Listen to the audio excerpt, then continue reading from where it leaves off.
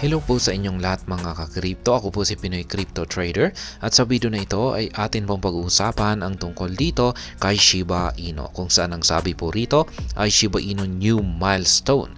Shiboshi NFTs sell out in 3 hours. Kaya yan, isa na naman pong panibagong milestone ang nakamit ni Shiba Inu sapagkat ang kanyang mga Shiboshi NFTs ay nabenta na po kaagad sa loob lamang ng 3 oras. Ayan, ang bilis pong naubos. Kaya, ayan, ito po ay isang panibagong milestone dahil sa pangyayari na ito. At ayan, bago pa tayo magpatuloy ay nais ko lamang po munang bigyang linaw ang aking disclaimer kung saan ang nilalaman po ng video na ito ay hindi po ito isang financial advice. For education and information purposes lamang po ang layunin nito. Maliban po dito ay nais ko na rin pong magbigay babala na wala pong kahit anumang group chat ang Pinoy Crypto Trader. At ayan, Shiba Inu achieved another record-breaking milestone as its latest NFT collection, Shiboshis, sold out in less than 3 hours. Kaya ayan pong uli.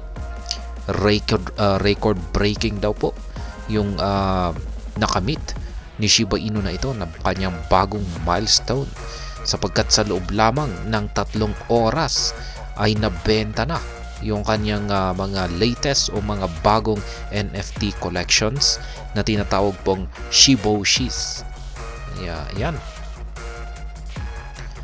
Surprisingly, the remaining portion of the 20,000 Shiboshi NFTs sold out in less than 3 hours. Kaya ayan, ang dami po pala nito. 20,000 po yan na piraso ng Shiboshi NFTs.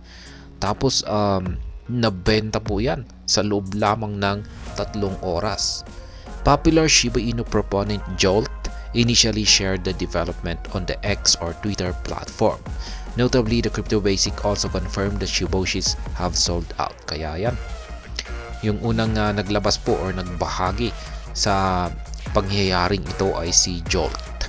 Yan, isa po siyang kilalang member, community member ng Shiba Inu. At ito po ay kanyang ibinahagi sa X or dating Twitter. At kinumpirma po ito ng The Crypto Basic at totoo nga na sold out na ang mga Shiboshi NFTs. Yan, ito po yung actual na post or tweet ni Jolt. Interestingly, Shiboshi sold out in less than 3 hours. Ayan. #ShibArmy. Yan, may emoticon po siya rito na ang tindi. Yan, napapaisip po siya. Details of Shiboshi public sale. The cost of minting a unit of Shiboshi was pegged at 0.05 ETH, excluding gas fees. Yan po yung magagastos kung sa pagmiminta raw ng isang unit or isang piraso ng Shiboshi na NFT. Nasa 0.05 ETH. Siyempre, hindi po kasama yung gas fee dyan. Interestingly, many users thought the NFT was offered at a giveaway price. Hence, they rushed to mint NFTs, making the collection sold out in less than 3 hours. Kaya yan, marami daw pong mga users ang iniisip na nila. Yan, ang iniisip po nila na ang NFT na ito ay ito po ay ipinamimigay nila sa mababang presyo or giveaway price. Kaya yan, marami pong mga users ang nagmadali na mag-mint ng mga NFTs. At ito yung nagdulot kung bakit na sold out or nabenta na lahat ng mga Shiboshis sa loob lamang ng 3 oras. With Shiboshi sold out, crypto community members, including SHIB holders, can trade the digital collection on OpenSea. At press time, Shiboshi's floor price index has skyrocketed to 0.15 ETH, up by nearly 50% in the past day. Kaya ayan. Ngayon ay yung mga SHIB holders ay pwede na raw po nilang i-trade yung kanilang mga digital collection dito kay OpenSea. Yan, itong OpenSea ay isa po itong market na kung saan ay makakabili po tayo ng mga digital items dito, katulad po ng mga NFTs po yung mga nandito. At sa kasalukuyan, yung floor price daw po or pinakamababang presyo ng Shiboshi dito kay OpenSea ay naglalaro sa 0.15 ETH. Kaya umangat po siya ng 50% nitong nakalipas na araw. Kaya yan, kung pag gumastos po sila ng 0.05 na ETH, ayan, tapos ibebenta po nila yan sa 0.15 ay kumita po sila.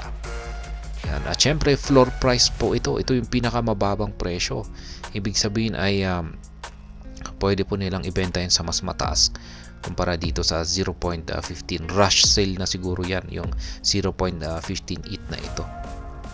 Kaya yan pong muli ang panibagong milestone na nakamit ni Shiba Inu, kung saan ay sold out na po ang mga Shiboshi NFT.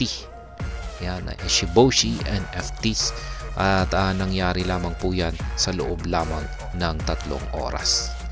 At ayan, hanggang dito na lamang po tayo sa video na ito. Sana po ay inyong nagustuhan ang aking paliwanag dito. Kung inyo po itong nagustuhan ay pakiclick lamang po ang like button nito. Para naman po sa mga bago lamang dito, kayo po ay aking inaanyayahan para mag-subscribe. Pakiclick na rin po ang bell icon nito dahil ito po ang siya magsisilbing notification nito sa mga bago kong videos na akin pong ina-upload sa aking YouTube channel na ito. Marami pong salamat sa panunood, ingat po tayo lagi at God bless po sa ating lahat.